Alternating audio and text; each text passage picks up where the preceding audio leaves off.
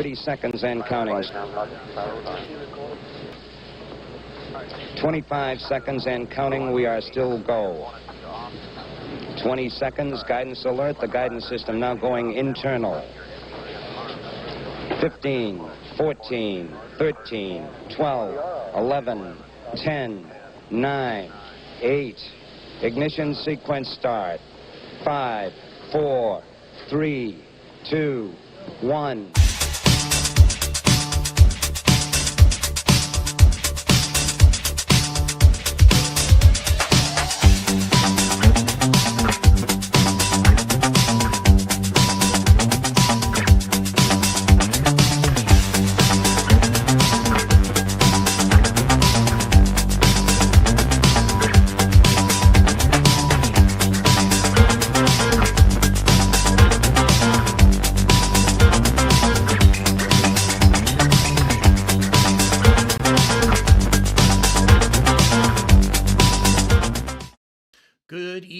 To viewers in Europe and Africa, good afternoon to viewers in the Western Hemisphere, good very early morning to viewers in the Pacific Rim. Welcome to the Angry Astronaut. As you can see, things a little different with me today, and some of you probably have seen this sort of thing before, and that is because I am at my producer's home slash studio this evening. So broadcasting right from where another space nut or ASN is located. So everybody say hi to him. Before we get going, this is going to be an open forum discussion. We can talk about whatever you want to, but go ahead and check in. Okay, volume a bit low, some people are saying, not sure. Hello, Hailing Island. Hey, Andrew, really glad to have you here. Thanks very much for checking in as always. Let's go ahead and see what's going on with the mic and push that up just a bit. All right, we're doing some adjustment. Let's see, who else do we have? Where's everybody checking in from? Hello, Roswell, Anton Nim. Really, really appreciate you joining us today. Yep, let's hope that works out for you, Sherry, volume-wise. Hello, thank you so much. I'm not sure who made that contribution. It's an R. Oh, is that Airborne? Airborne, thank you so much for your generous support tonight, as always. And by the way, I'm going to announce this right away. I'm giving away a random a piece of merchandise to one random Super Chat supporter tonight. It's this one. We're giving away this shirt. Or if you're not this size, then I will get you one of these shirts in your size. But regardless, I'm giving away in 2029, Kiss Your Asteroids Goodbye, giving away one of those shirts tonight to one person who contributes on a Super Chat tonight. So we have Super Chat goals on both the horizontal side and the vertical side. Both of you are eligible. So just go ahead and toss in a Super Chat if you wish, and you are automatically entered. Right now, Airborne Bob is getting that shirt, unless we have some other folks who throw in a Super Chat this evening. Okay, so we've got North Central Texas as well, and we got some open questions. Hey, John Morgan, thank you for the tenor. Really, really appreciate it. Yes, indeed, I got a haircut. Also got my hair dyed, to be honest. Rocket Lab to the moon. Rocket Lab, by the way, another launch today. Their 67th launch of the Electron rocket. They are doing super well. Do I think aliens are among us? I'm not sure, to be honest. I haven't seen enough evidence to suggest that there are aliens infiltrated amongst the population, if that's what you're saying. Do I think that we are being visited by some sort of extraterrestrial presence? Yes, I do. I think that we have the equivalent of Voyager 1 and 2, the alien, more advanced equivalent of Voyager 1 and 2, or the Curiosity rover, something along those lines. That's what these things are, flying around and checking us out. They're just robotic probes. In my opinion, that's what we're dealing here. What are the odds of Starship making a full orbit in 2025? 0. And I'll tell you why. By the time Starship is ready to fly again, because of that static fire problem, all they're going to do is try to do another couple of suborbital flights, maybe one or possibly two. It's going to be very difficult for Starship to return to service by the end of the year, and at most it'll be one or two flights. Damian Ward, thank you so much for the €1, and once again, you are tossed into the drawing as well. Rocket Lab stock is up. Yes, indeed, it is. I don't have a lot of stock. I don't have a lot of anything, but I do have. That is where most of my investments are. When will the next Starship launch take place? Probably beginning of fourth quarter. In my opinion, sometime in that vicinity. It's not going to be any earlier than fourth quarter. It's going to take a while. There's been a very good rundown from NASA spaceflight as to how much damage was done to the Massey's test facility. And even though it's not devastating, it's still extensive. It's going to take a while to get that to get full functionality return. No, I haven't read Zubrin's new book. I really need to, definitely. Hello, Oleg. I really appreciate you checking in today from Dnipro, Ukraine. Really appreciate it. Always happy to have a Ukrainian visitor, of course, because we have a good friend in Ukraine who visits us in a lot of live streams, but it doesn't seem to be here tonight. Let's see, what do we have? Latest on Starliner.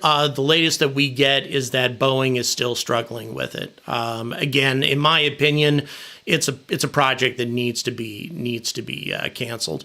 Starship suffered from a fluid hammer issue in the static fire. It extends to the second test flight as well. Could be. I mean, it's possible that, of course, then again, anything that inflicted that cataclysmic of a anomaly on the upper stage should have blown Starship up while it was flying, as opposed to just going out of control. So I'm really not too certain about that. Can we scroll back up on the chats? The text. I just saw a couple other Nazca mummies. I think I know what you're talking about there. In my opinion, those are not. Those are very interesting things that were made out of normal body parts from animals and humans by strangely inventive ancient peoples in Mesoamerica. I really don't think that those are aliens. I really, really doubt it. And yeah, you're right. There's just a lot of things that needs to be replaced. Again, NASA spaceflight gave a complete rundown on it, and it's extensive. It is extensive. So it's an update on a case from Mars, is according to Redcoat. Yeah, I really need to check it out, because a case from Mars, obviously Zubrin makes a very good. It's been his. For those of you who don't know, Robert Zubrin is a very well-known physicist, astrophysicist, and also engineer who's been aggressively pursuing the colonization of Mars. He's been strongly believing in that way before Elon threw his hat in the ring. And he wrote a book called A Case for Mars, where he argued all of the benefits that a Martian colony could bring to the human race. Ever since then, he's been adding on to that and trying to integrate Elon's vision into his. Matt Brown, UAPs. Honestly, I haven't heard enough about what Matt had to say about that. I need to go ahead and review it. That sounds like a good topic for a video, though.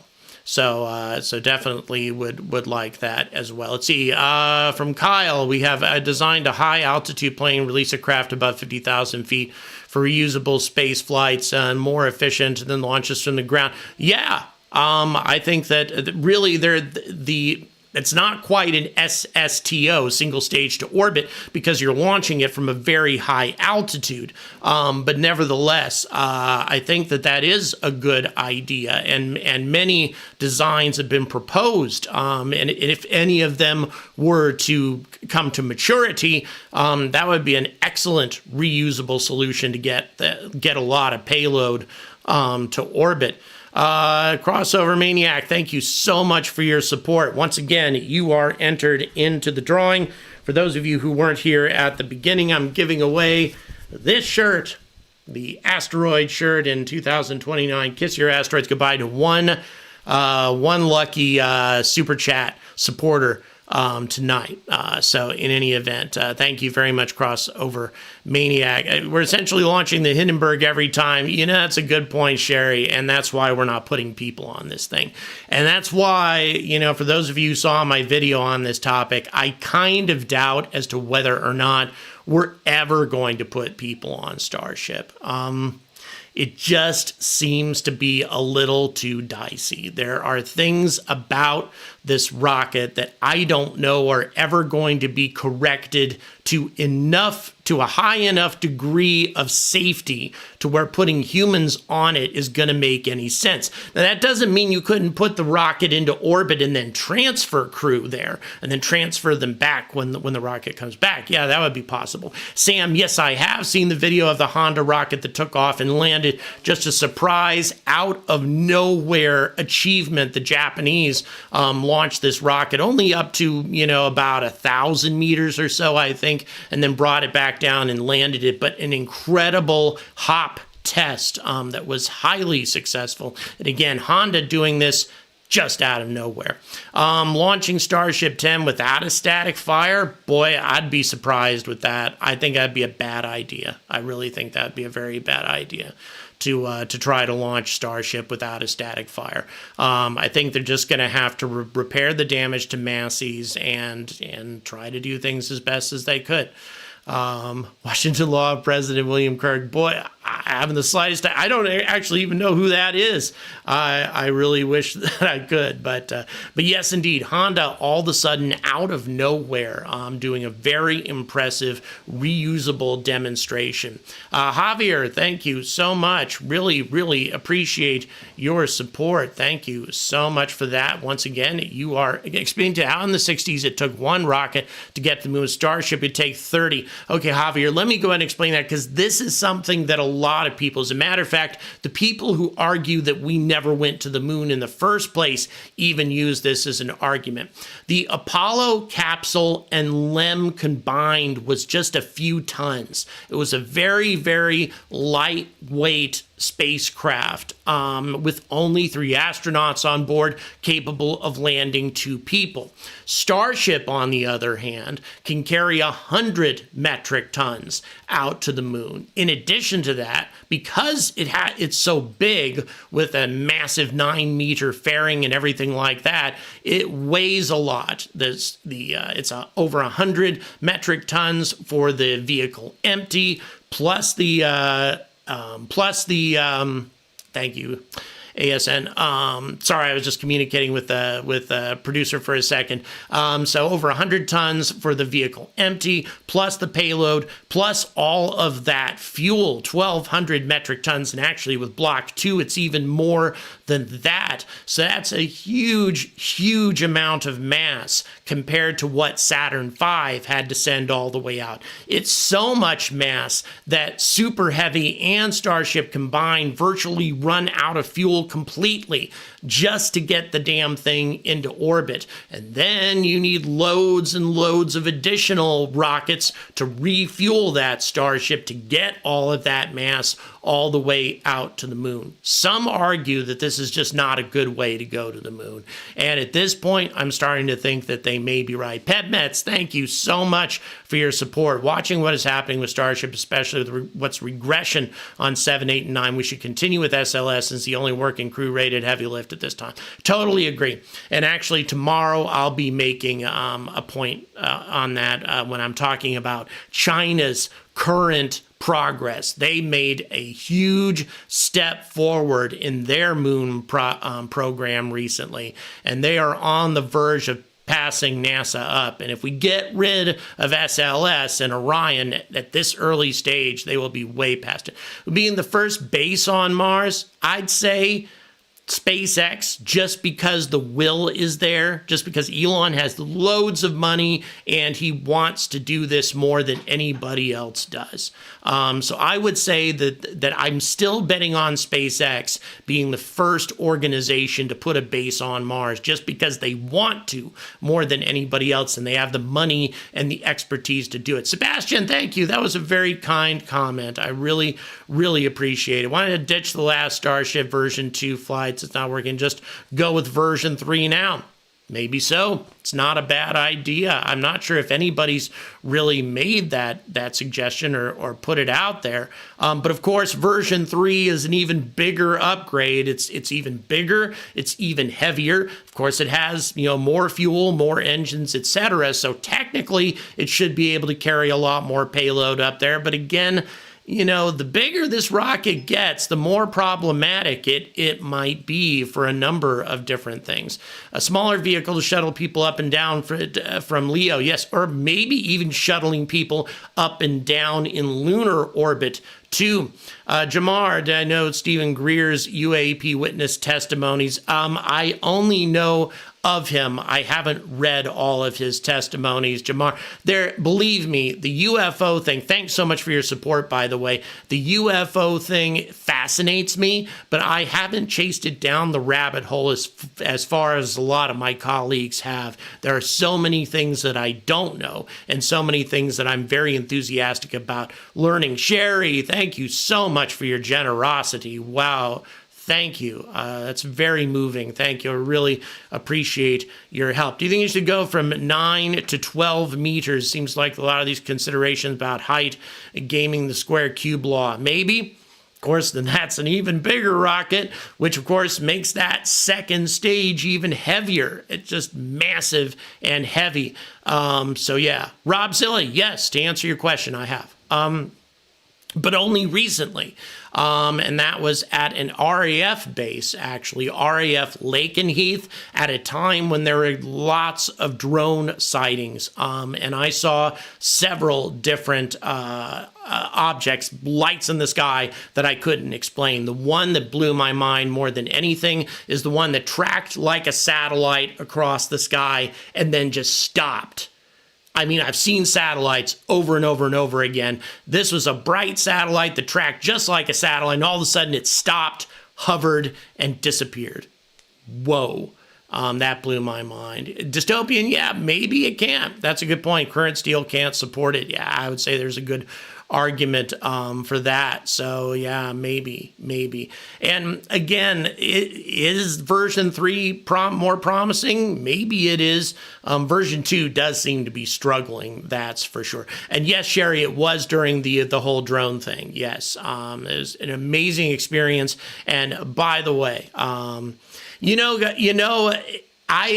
the only reason, RL, the only reason I'll ever say these sorts of things about Starship is if I believe it.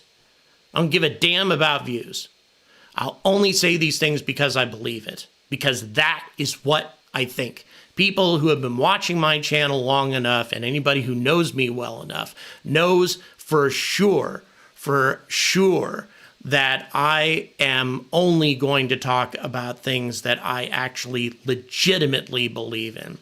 And it's going to get people mad, and that's just how it is. I would say my channel gets people more worked up and irritated than most. But, it is what it is, and that is how I run this thing. Anyway, let us continue. Let's see. Why am I visiting Australia? I achieved my funding for the visit. I'm visiting Australia for a number of reasons. Number one, because about 15% of my viewers are there, and that's thousands and thousands of subscribers. I'd love to go see them. Number two, there are many spaceports that are cropping up all over Australia. I also would like to check into Australia's current spaceflight industry. As a matter of fact, one of them just emailed me today offering me a tour. Very, very exciting stuff. So there's just a lot of stuff to see. And of course, I want to go to New Zealand because of Rocket Lab and other things as well. Wouldn't work if it was a happy astronaut. All right, let's see here.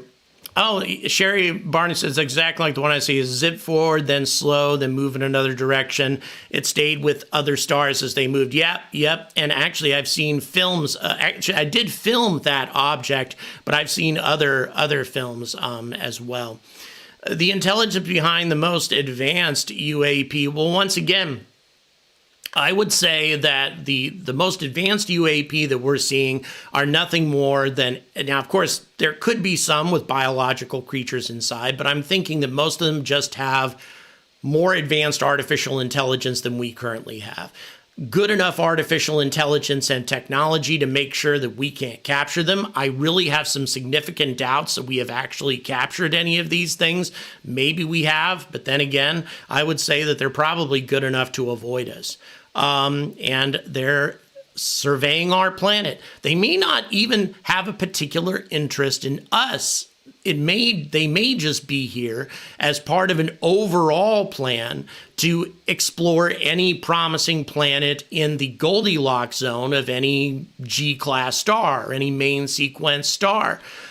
They might not have known that there was an intelligent civilization here at all. Because keep in mind, we're looking at, if we're talking about a point of origin over 100 light years away, that means that they saw us when we were in our industrial revolutionary phase when they sent something out. So there's a lot of things that they might not know. By the way, some folks have been saying some nice things about the channel in the midst of this conversation. So thank you. That really means a lot. AI from the future. You know what? Like I say, I'm open-minded enough to say that there's a lot of things that are possible. But do I believe that it's true? I need some tangible evidence of some kind. And I think that I think we have more than enough tangible evidence that there's something in our skies. And in my opinion, it's extraterrestrial because of all the connections now, just recently, that have been drawn between things that have been sighted or photographed actually in low Earth orbit, or perhaps in geosynchronous orbit, and back down. Yes, Dr. Simon Holland and I commonly talk to each other, actually. Great guy. Indeed. Let's see, what else? Would it be a good idea for SpaceX to send humanoid robots to Mars before they send? Yes, I totally think that we should send robots first before we do anything. Unquestionably. Mars is going to be dangerous for a lot of different reasons. And the more information that we can get about Mars before we send human beings into there, the better. When I first began to question that something was off related to the subject and the folks who do it, I'm sorry, I'm missing that question. I apologize. Not sure. Okay, we'll continue. Let's see here. I'm looking for others.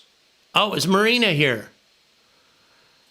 Did Marina join us? I didn't see her, but if she has. Oh, Marina, hello. Thank you very much for joining us today. There's another Ukrainian who's actually in the chat as well with us today.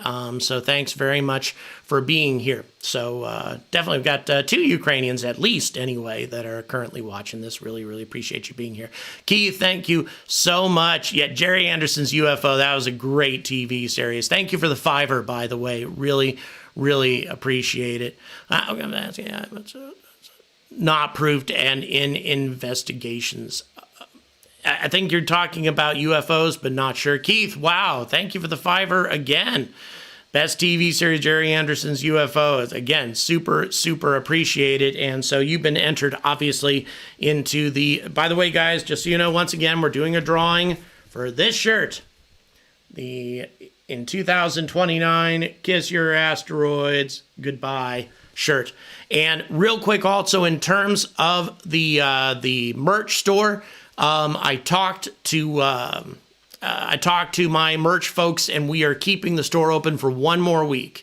Right now. We've extended it out for 1 week simply because they sent me all of those Oumuamua samples and they only arrived a few days ago. And so Sunline thought that maybe if I had more time to actually wear the shirts, for example, I'm wearing one of them right now, But in any event, so we're keeping the shop open for one more week. And also, we're adding a new item, guys. A new item. Super excited about it. It is definitely an angry astronaut kind of item. Thank you very much. By the way, hello, Nottingham. Thanks for joining us today. Home and minimum energy transfer shirt. Thanks. I really appreciate that, Anton Nim. It's a very, very cool shirt, and totally agree. And by the way, Sunline's artists are the ones who created all of these designs. They came up with all of these. I mean, I had the concepts, just sort of the background concepts. But, 3DFX says, would we be able to detect ETs that are 1 million years more advanced than us or 1 billion years more advanced? That's a very good question. Maybe not. Something that advanced, I mean, I would say they could watch us as much as they like and totally avoid us noticing them unless they want us to notice them.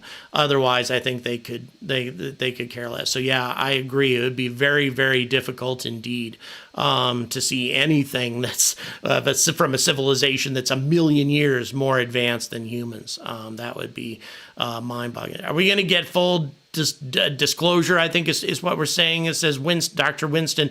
I think no. Probably not. I really don't trust the government to give us full disclosure on anything. I've never really trusted them to do the right thing. It's just, I don't care who the president is. I don't care which party's in charge. I never trust the government to ever do the right thing. It's as simple as that. I have a very cynical attitude about government.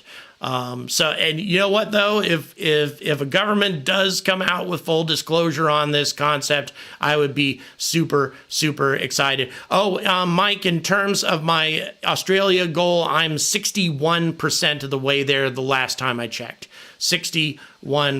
Nerdrotic, a live stream series called Forbidden Frontier. That would be cool. I'll check that out. Thank you, Accident Seller. That sounds very interesting. And you are also entered into the drawing. Again, just so you know, anybody who's made a super chat tonight, you are entered into a drawing for a shirt.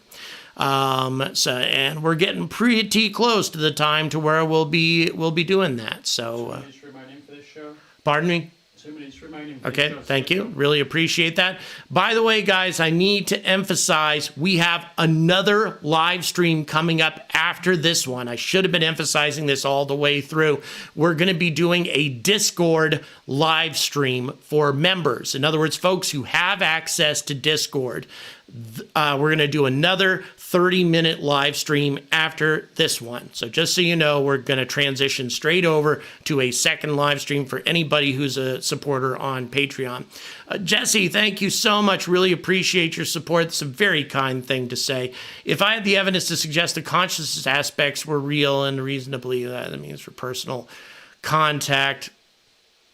Yeah, that's a good question. I'm not sure. I have used 3DFX. I have actually used telescopes in the past. I am interested in astronomy, but I don't currently have a telescope. The first one I had was an Edmund Astroscan back in the 1980s when I was a kid. I also had a Meade Instruments telescope at one point. But in any event, yeah.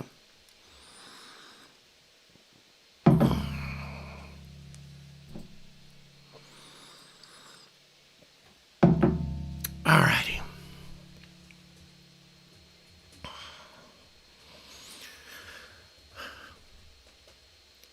Well, we are, yes. You know what? I'll answer the question, though. People who beg for money, beggars don't offer you anything in return. Somebody who says, do you got any change when you're walking out of the grocery store or something and you give them 50 cents or 50p or something like that, they don't give you anything back. Every time I ask for financial support, I'm giving you something back. I agree, it's not your responsibility to pay for this if you don't want to. I get it. But at the same time, in order to go to a place like Australia, I simply can't do it on my own without financial support.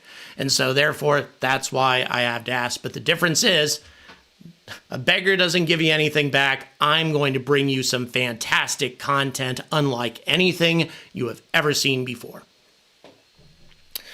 So, answered your question. Thanks.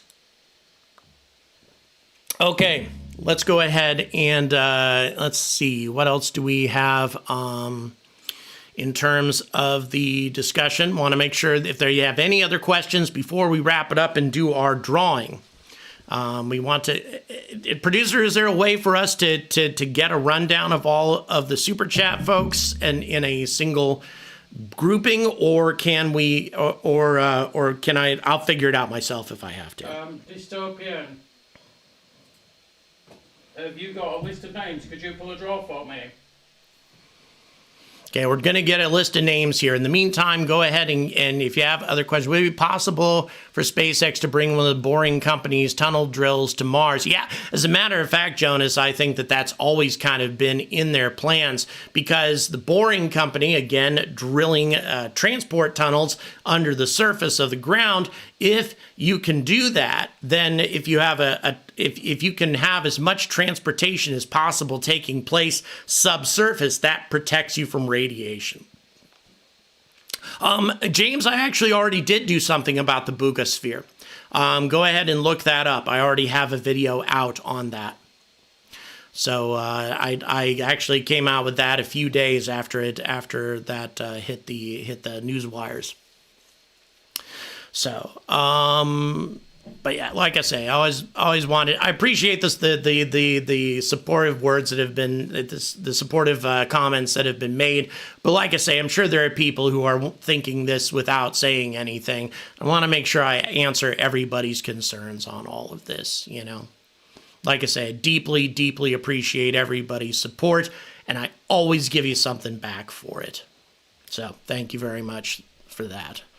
All right, what else do we got here? Oh, Babsu, hello. Thank you for joining us today. It has indeed been a while. Really, really appreciate you joining us. It has been a while. All right, right now we've got the staff compiling our list so we can of super chats so we can do our giveaway. If somebody wants to throw in another super chat at this point, you can feel free. You'll automatically get added to the list. Oh, okay, you're pulling it. Okay, I'm sorry. We're pulling a random drawing right now, guys. Drum roll, everybody. Yep. Okay. So we got one of our staff members. What are the opinion of the landing sites for Mars chosen by SpaceX? Even though they are good landing sites in terms of where water is likely to be, I disagree with the location. I think that they should pick landing sites down in the Valles Marineris. There's a number of reasons for that. Number one, we have found very strong evidence for lots and lots of water ice in the Valles Marineris. Number two, as deep as the Valles Marineris is, that means the atmosphere is a little bit more dense down there, meaning that you get even more protection from radiation. Also, the Valles Marineris is located virtually on the Martian equator, meaning that you have much warmer temperatures than in other regions of the planet, whereas the SpaceX sites are about 20 degrees or so, 15 to 20 degrees north of the equator. You get much better temperatures in the Valles Marineris. So overall, in my opinion, I think that is the best solution. Plus, the Valles Marineris is one of the most spectacular regions of the solar system. We're talking a Grand Canyon the size of the United States. Okay, here we go. Here's our winner, guys. Here's our winner. Drum roll. The winner of the Angry Astronaut in 2029, Kiss Your Asteroids Goodbye, is Javier Castro. Javier Castro is the winner tonight, the Super Chat supporter who threw in his help tonight, chosen at random. As I said, Javier Castro, my email is in the description. Make sure that you get your information, your contact information to me, or you can also, yes, exactly. Find my email there so you can get the address. If you live in the Americas, or if you live in Europe or anything along those lines, it'll be easy for me to get this to you. If you are in a more remote region of the world. It may be more challenging, may not be able to cover all of the shipping costs, but in any of, because sometimes the shipping costs are like $100 to some of these places. So in any event, but if you live in this region of either in the Americas or in Europe somewhere, or even in the Australia, New Zealand regions, I can make that work too. So thank you very much, Javier Castro, for your support, and congratulations on winning that shirt.